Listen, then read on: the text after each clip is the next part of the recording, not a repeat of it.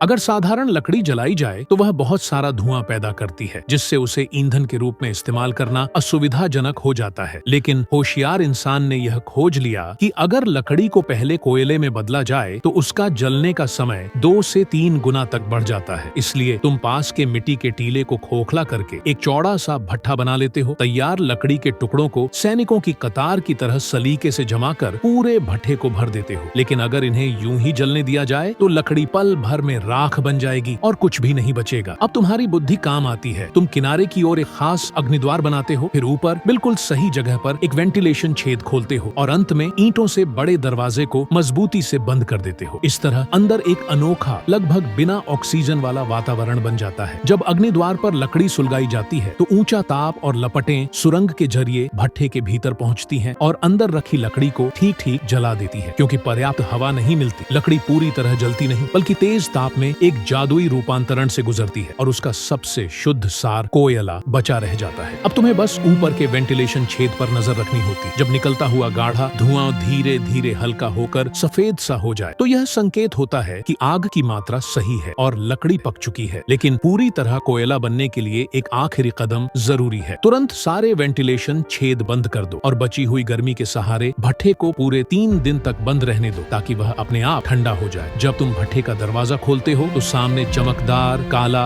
बिना धुएं वाला लकड़ी का कोयला दिखाई देता है। बधाई हो, तुमने इस प्राचीन आविष्कार को सफलतापूर्वक दोबारा बना लिया है। यह बिना धुएं वाला कोयला ज्यादा देर तक जलता है, आग स्थिर रहती है और काला धुआं बिल्कुल नहीं निकलता। प्राचीन काल में यह ईंधन की दुनिया की एक लग्जरी चीज माना जाता था, जो सिर्फ राजाओं और कुलीनों के लिए आरक्षित थी। आम लोग न सिर्फ इसे खरीद नहीं सकते थे, बल्कि खुद इसे बनाना भी उनके लिए बेहद मुश्किल होता था। तो क्या तुम जानते हो ऐसा क्यों था?